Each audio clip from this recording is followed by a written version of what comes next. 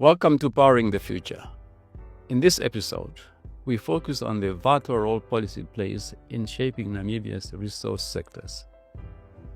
From the well-established frameworks that have guided our mining industry to the emerging policies driving growth in oil, gas, and green hydrogen, Namibia's policy environment is paving the way for sustainable development and investment.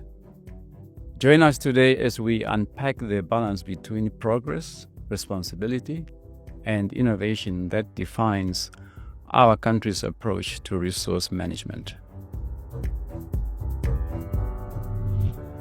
Today, I am joined by two guests, very important guests, to try and unpack the issues around the policy environment around the mining sector, and also the energy sector, especially the energy sector now that we know that is really, in a way, an emerging sector, but a very, very important sector. So my two guests are Ms. Zenzi Awasis, who is the president of Women in Mining in Africa, and also the president of Women in Mining Association of Namibia. So, Madam President, I don't know now which president is more important, the African one or the Namibian one, but we are happy to have you as one of their guests. And we're also joined by Professor Zimvai Chinguvare, who's the acting director of the Namibian Green Hydrogen Institute from the University of Namibia. So, Madam President and Professor, we are really, really happy to have you. Thank you. We all know Namibia, for the longest of time, probably have been defined as a mining sector, because the mining sector have really played a very critical role over the years. We also now see on the horizon that the energy sector is starting to play a very, very important role in our economy. Not only, normally when people think about energy, they think about electricity, which is probably what is mostly known by all of us because we all use electricity.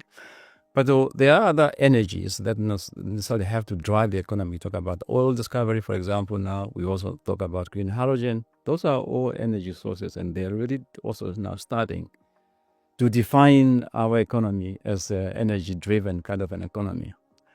Now, when you have got now the mining sector on the one hand, and then energy on the other hand, the policy environment within which now these are happening start really playing a very, very critical role. And therefore, we need to continuously scan the environment and see whether now these two important sectors are the environment still relevant in such a way that they can really have an impact on the people, on the economy?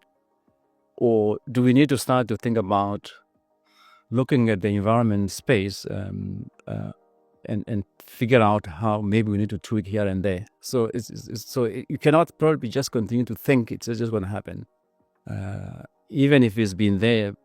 But you need to always look at what can change, and the new one, of course, you need to think about all sorts of things.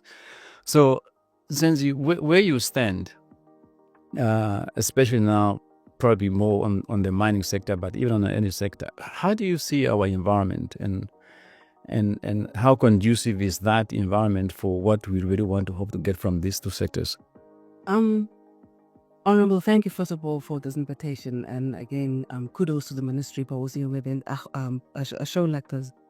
I don't think we should look at them as two separate sectors, because the energy sector cannot be without the mining sector. Mining sector as sort of dictates, and as we've been doing it for a while, the environment, or rather the policy environment, has been set already. So though it is true, we require new policies, or is the question really new, or should we just tweak it? Perhaps some of them should be adjusted to talk to where we are going as a country with the new fines. And Prof, I think you'll agree with me when I say that the fines are not new, completely new. They've been around for a while. It's true. So it's the environment is conducive. It's a matter of, are we in tune with it? As we say, the industry is evolving. Are we evolving with it? Mm-hmm. Prof, what are your take? Yeah, so the environment, and everybody look at the environment differently. And as you just say, it's not one thing. There are so many things which impact the environment. But from where you stand, how do you view the environment within which these two sectors are taking place? Yeah, it's quite interesting because the traditional knowledge that we have of energy was coming from burning coal, petrol, diesel, natural fossil fuels. But now we are using so much solar energy, photovoltaics, that is the solar cells that we use to generate electricity. We have other renewable energy sources that are not used so much in Namibia. And now we are talking of green hydrogen. And energy is basically needed by every sector of the economy and by every human being or living organism. And this is a fact since centuries, since existence started. But when you look at the new things that are happening in Namibia, which include new discoveries, let's say of oil and gas, and the scales at which we want to work on green hydrogen, we see that there might be need to adjust here and there to cater for the new introductions. But the good thing is Namibia already has a national energy institute, national energy policy, and a national green I'm so used to green hydrogen now. National renewable energy policy, and these two are really the basis upon which you can build. Mm-hmm. But I think in Namibia, the biggest issue you hear when people talk about mining and now also energy sectors relating to the policy environment is this.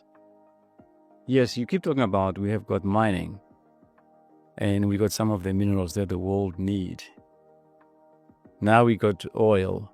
Well, although, let me say, there's a discovery. Let's be careful because we haven't actually started production yet. Some people think we're already actually producing oil. We're not producing oil yet. But we're really on the journey where we are going to do that. The question normally is the policy environment has to be such that the people would need to believe that this sectors will have an impact on my life, a positive impact on my life. On the other side, you also need to make sure that the investors will say, yes, I'm still going to be able to invest in them because I can still make a return on my investment. And all those two are impacted by the policy environment that you have got.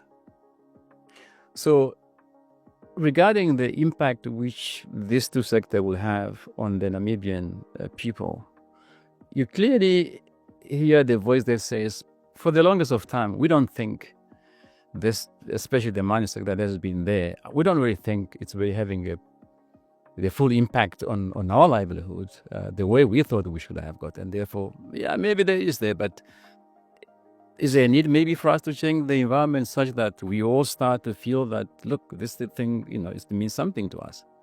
Or it's a matter of maybe not people understanding how that impact their life. But certainly there's a view that says the policy environment is not good enough in terms of what we get out of this. What would you have to say on that? And I'm sure you also talk to people who feel like, no, this thing is it's just for a few people who are getting it. We don't know where this is going.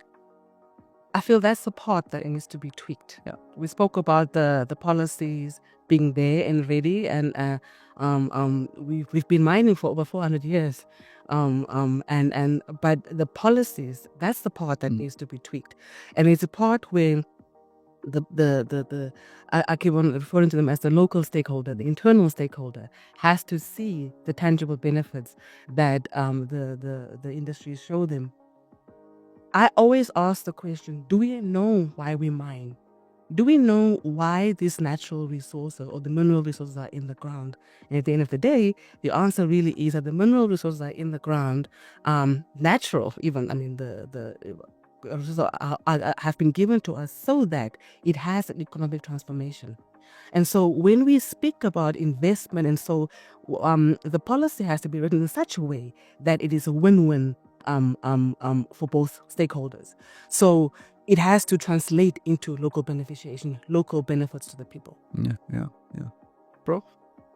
Yeah. Take on that? Yes, What can we do to people to feel that we are all benefiting from this? Okay, I will start with my philosophy about food and thermal comfort. That's what everybody needs. We don't want to feel too hot or too cold, and we don't want to feel hungry. If we have a population that is hungry, they will feel like our government is not doing for us what it should be doing. Policies are not addressing our needs. If because we now introduce mining and we mine certain minerals or certain oil and gas when we get to it, and if this translates into the stomach of that person who was hungry and now they eat and are satisfied, they will all be very happy. In the same manner, green hydrogen should translate ultimately to food and thermal comfort for the Namibian nation, not just for the investors, because they get their food and thermal comfort from the profits that they will make from it, but we want local content that is relevant to the Namibian. I always think the person that we should look at is a person who does not know that we exist. And when they can smile because of our work, then our policies are working very well. Yeah. In the people you talk to, if we all agree, then that there's probably a view that the policy environment is not good enough in terms of how we all benefit from it.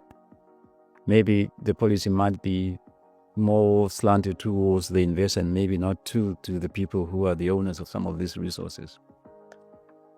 In the secular way you move, when the people says we don't feel the benefits, what do they actually mean? What do you think they mean? Do they mean that I can only feel that I am part of this when I'm personally involved or when I'm personally getting something directly, and then I can say this is the way I feel, or what? How do you really think people are actually meaning? Because if we don't also understand exactly what people mean, whatever policy tweaking we are going to make, it may not really satisfy that thing because we never really clearly understood what people mean when they say we don't feel the impact for this or the other sectors.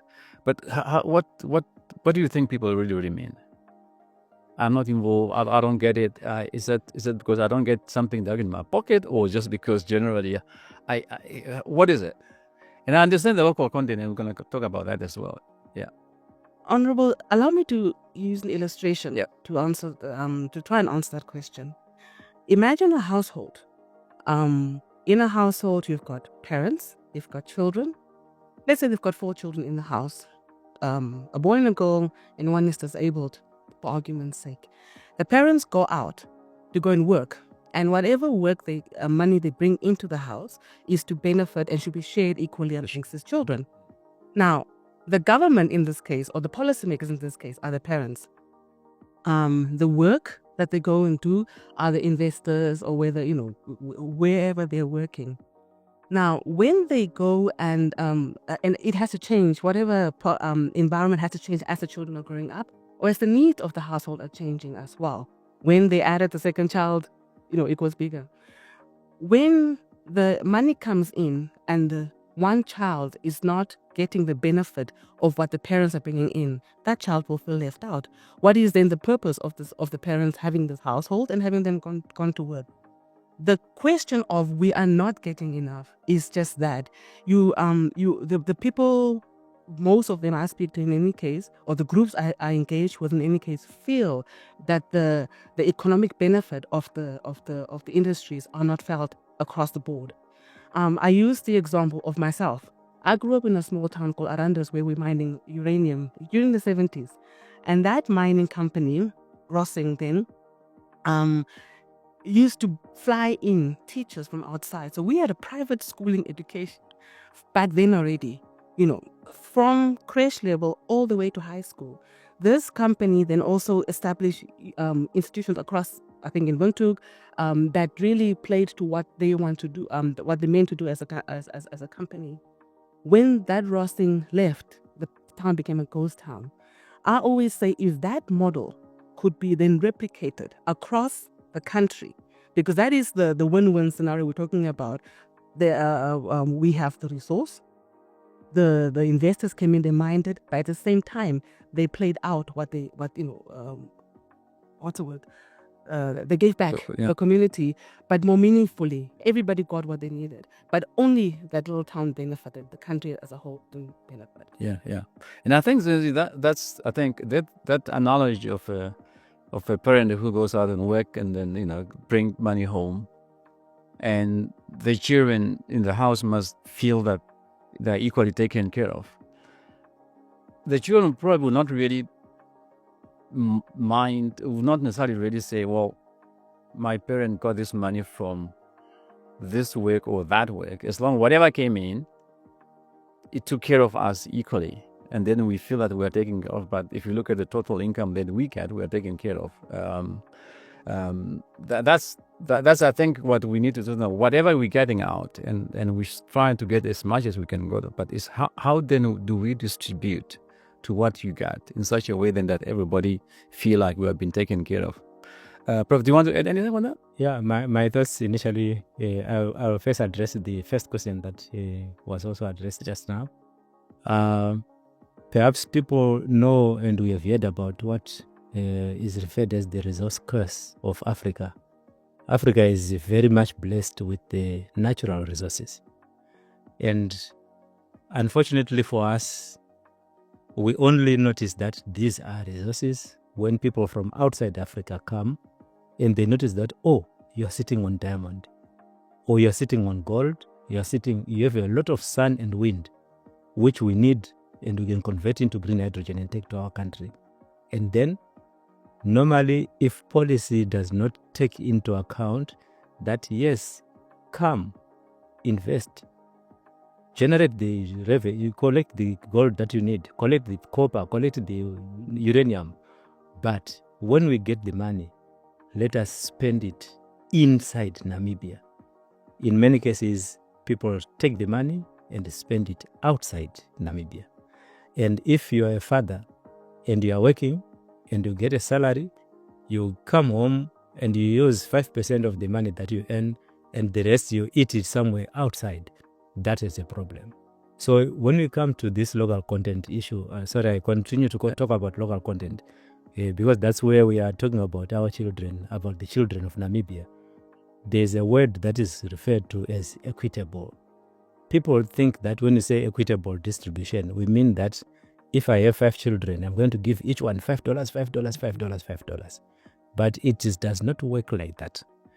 These children are also working.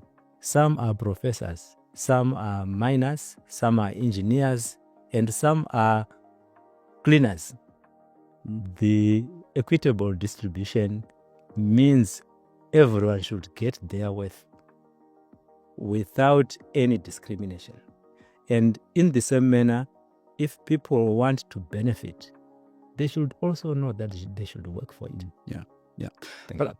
But I think also that we need to probably all agree that there is something wrong with our policy environment as a continent, as Namibia, when it comes to sectors like mining and now also with energy.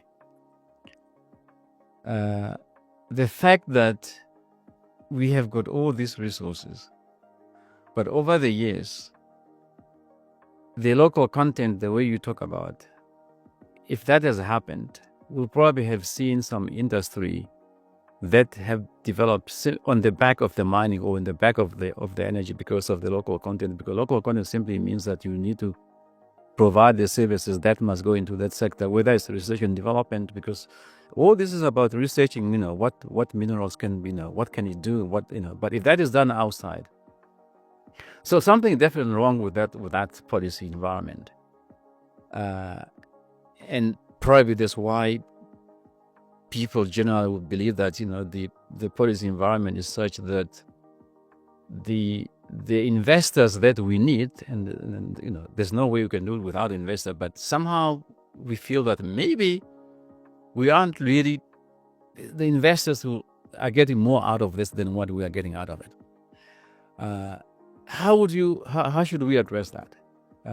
And I know, the investors will probably say, look, everybody wants to say, we want to have a conducive environment, which I all agree. You must have, if you got contract, they must contract sanctity. If you can't be changing your laws and every other year, because now I don't know if I invest today how it's going to be look like tomorrow. But are we negotiating good enough to say that, look, whether it's now local content or just what we get out of it, and how our policy environment could change? And you should probably you could probably say, well, you are the policy maker, you tell me, but I want you to hear from you. Because with the way you sit out there, you look at me like, hey, what are you guys doing? I mean, you could do this and this and this and this. And I also know probably people are lucky to talk to you freely. They might not come to this minister and say, but minister, here you're not doing well. Do this and this and that. How do you see on that? How we treat the investors who says we want a very conducive environment, which I agree, but how conducive is conducive? Right. And it's conducive for who? I love that. Conducive for who? Yep. And that's just it. Coming back to my analogy of the household. As children in the house, we trust our parents to it's a given, Yeah. right? So again, policymakers, you're the parents, custodians of this in the ministries, etc.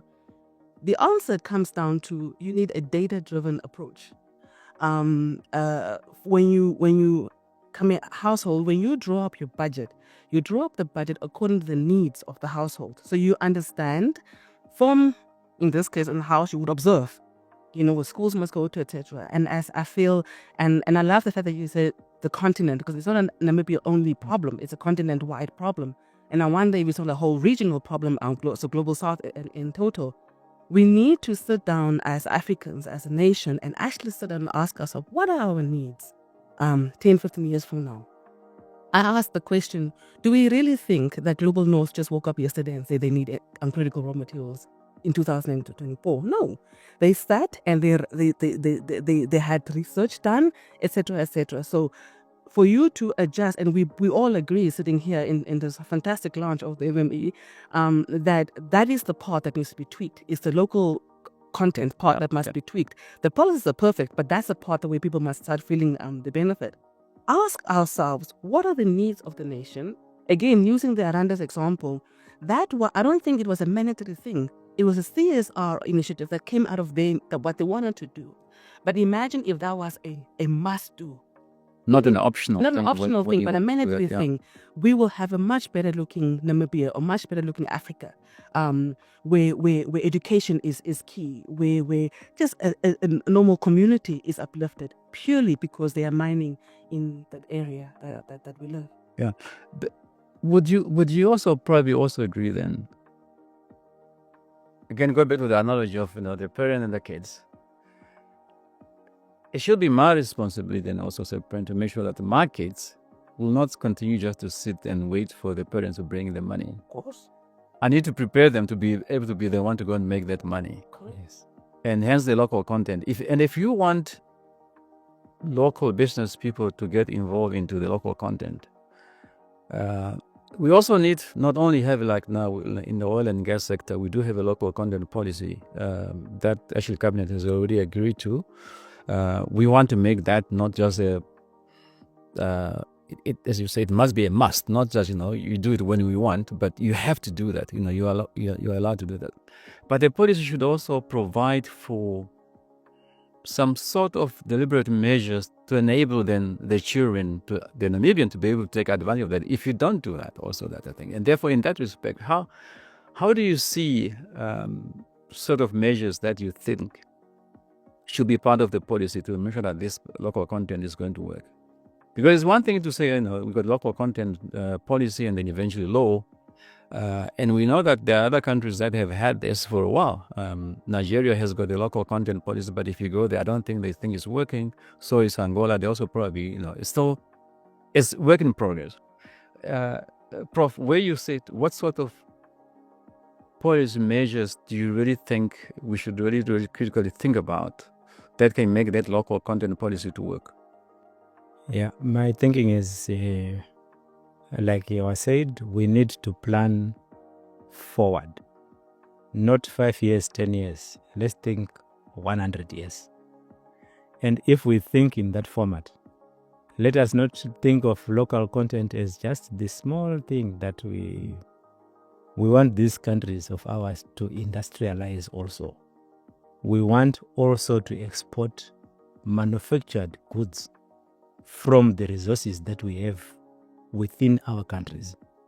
Why these resources are needed elsewhere is because these people are adding value, but we are not adding value.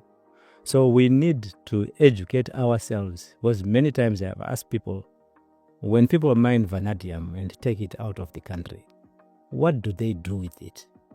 Or when people are mining diamond, when you have Marine and all these companies, that what do the people who buy diamond do with it? Why is it so expensive?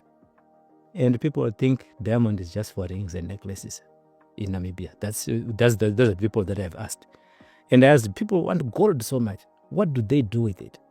But people here do not have an idea what is gold used for. They think it's just rings. Mm-hmm. But do you think that is a policy issue?